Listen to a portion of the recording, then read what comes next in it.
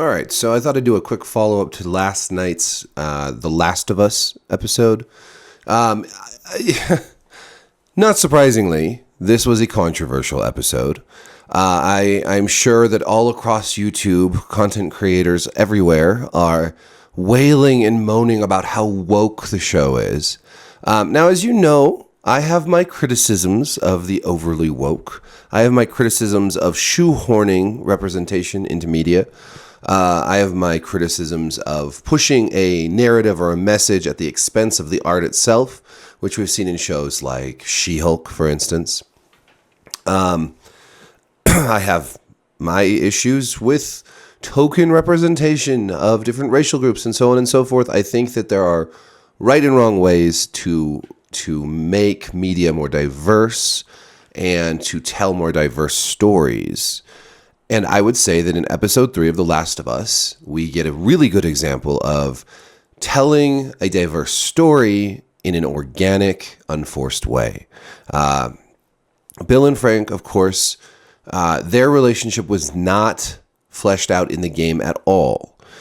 We get simply allusions to it.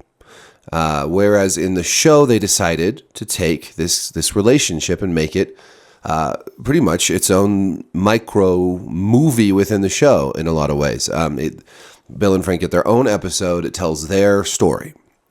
We don't get that in the game. In the game, we do get some lovely interaction between Bill and Ellie and Joel, and that is not in the show. And I totally understand why people are disappointed that some of those moments, which are funny and enjoyable, aren't in the show. I totally get that. At the same time, I think that complaining about this not being a 1-to-1 ratio adaptation from the source material is an exercise in futility and absurdity. And you see a lot of people whose reaction to this episode is, oh my God, they made this change from the game and that is bad. But they don't really explain why it's bad, or their explanation to me falls short, because I personally, and I know this is just my opinion, but I personally found this story of Bill and Frank much more compelling and more resonant than the interactions between Bill and Ellie in the game, because they help establish this idea that there are things that are worth fighting for and there are people worth protecting, which, you know. Since Joel lost his daughter, I think he has lost his way. I think that is pretty obvious. He lost his way. He, while he had Tess, I think in a lot of ways, it seems to me at least that he took her for granted, at least to some degree, whether he meant to or not. Reading Bill's suicide note at the end of the episode really throws into focus that, that is his role. He is a protector, and he may not have Tess to protect anymore, but now he has another person in his life.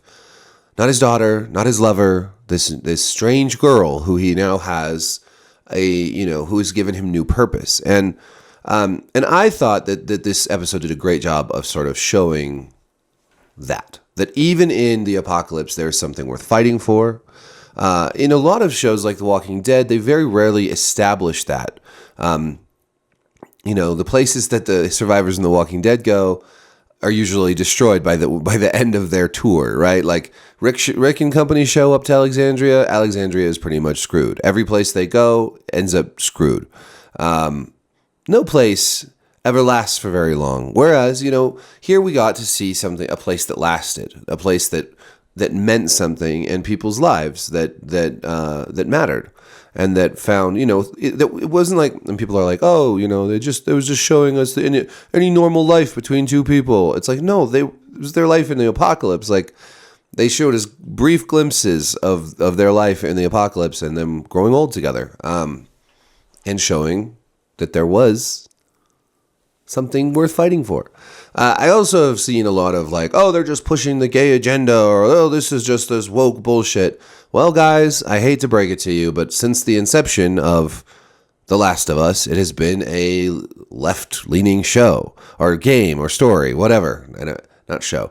Bill and Frank were gay in the game. Like, that was made clear. Maybe not abundantly clear, but to anyone who was paying attention. The first DLC for The Last of Us is about Ellie and her sexuality. Obviously, the second game deals with that a lot more. If you don't like that stuff, maybe you're just not watching the right show. Like, and again, like, I will say that there is, that I am annoyed also when I see things just shoehorned in. Like in Willow, I feel like the relationship between Jade and Kit, which is like this, this lesbian romance, I felt like it was very much just shoehorned in there. There was no real struggle or friction presented in that. It was just, and it felt very much like, oh, look at us, look how progressive we're being. Whereas this story was a really well-written, really fleshed out story about two people who, just had the great serendipitous luck of finding each other in the apocalypse. And Bill, of course, being a really interesting character, being this tough alpha male survivalist libertarian who's also gay, which is, very normal thing. Like, you can be, you can be a gun-toting, don't tread on me libertarian and still like men. Crazy. I just thought it was done really well. And so a lot of these complaints ring really hollow to me. Beyond, and again, I do agree. It's sad that we didn't get some of those scenes with Bill and Ellie and whatnot.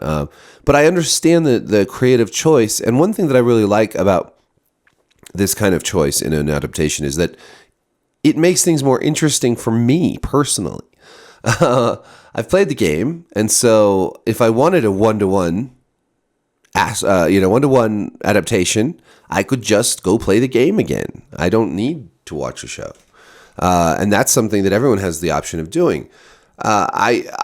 I'm all for like all the ways that they have kept very close to the game. I mean, there's shots taken directly from the game. There's dialogue taken directly from the game. But most good adaptations are not one-to-one because it just doesn't translate properly. Now, they could have done that here. But if they had done a one-to-one adaptation, you would have gotten a lot less of Bill, none of Frank, and none of that relationship at all. And I'm not sure that would have made this a better show. Could they have done it a little differently where just Frank died and Bill survives and then he has that? Yeah, sure. And that probably would have been good. But there was something very, poetic about the way they went out together and that note that was left for Joel, which was also a very funny note, I thought. The funniest suicide note on TV. Yeah, so I don't know. Like, to me, again, I talked about the Death of Nuance the other day, and here we have, we see it like people are always confused by my takes because, one day I'll be criticizing like that Kit and Jade romance in Willow as a forced tokenistic queer romance. And the next day I'll be defending, the Bill and Frank stuff in The Last of Us. But that's because I think that there is a difference and a wide gulf, actually, in quality, intention, execution. And one tells a really human story that's relatable and real and sad. And, it's a story of growing old together. And the other one is just, I don't know what to tell you. Like, Jade and Kit are like,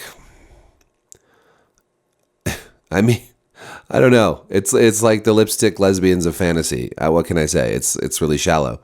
And then you have something like in Andor, there's a lesbian relationship, but it's very subtle and very, beneath the surface in a lot of ways. And, just how, it bothers me that it seems like a lot of people, like, if there's anything queer at all in this TV show or movie, then it's the gay agenda. The war on Christmas and all this right-wing fucking bullshit. I like personally to have nuanced conversations about things. And when you just knee-jerk reaction to anything with any inclusiveness or diversity by calling it woke agenda, gay agenda, or whatever, I think you are a fucking idiot. You sound like a goddamn idiot. Just totally unhinged right-wing bullshit. I understand why people are annoyed with some of these shows and some of these games and some of these people in media who are sacrificing good writing, good storytelling at the altar of representation. But that is not the case here when this is so well written, performed, and put together. Like, this is a beautiful episode of television. It is not just something shoehorned in to promote the gay agenda. Anyways, that is my take. And I'm right. And anyone who disagrees with me is wrong. And that's the way it is. I'm sorry. I can't help it. I can't help it. That is the way it is. Like, subscribe, hit the notification bell, argue with me in the comments. I may respond to your comments by calling you a fucking asshole. I might do that. I also forgot to talk about, and I'll just say this real quickly, but there's the other line of critique I've seen is that it was boring. Do you know what I say about that? I say that boring people get bored easily. Boring people are the most bored people because they have no thoughts in their little dense heads. No, okay, I'm being a little tongue in cheek, but no, yeah, it's a slower episode, but my God, slow does not mean boring. If you think it was boring just because it was a little slower and more character driven, that's fine, whatever. Maybe you just need to go watch something with lots of explosions and shiny things. But I personally really enjoy like well-written character sketches. Like, I want to see these dives into people's, existence in the apocalypse. And I want to see that, like some of my favorite Walking Dead episodes are exactly that, like episodes that pause the main story and show us some part of, the post-apocalypse that's fascinating and character-driven. And that's what we got in this episode. I'm trying to think of some of the other criticisms I've seen, but like one I saw was that it was ridiculous that they were only attacked by raiders once in that whole time, and I thought, well, they only showed it once, but we don't know how many times like raiders came by. They obviously didn't show their whole 20-year story in one episode. It was truncated. It was abridged. I do think that one person I read said it was stupid how Bill was fighting against the bandits just standing in the middle of the street like that. That I agree with. That was a weird blocking choice, choreography choice on the part of the show. He should have been behind cover, clearly. He had no reason to stand in the middle of the street. And that could have been handled better. But again, I find that kind of like a little nitpicky as far as these things go. But I do hope we can have an actual civil conversation where we don't just throw around buzz phrases and can actually discuss the merits of these changes to this adaptation. There are good critiques. I do think that it's sad that Bill and Ellie didn't have any time together.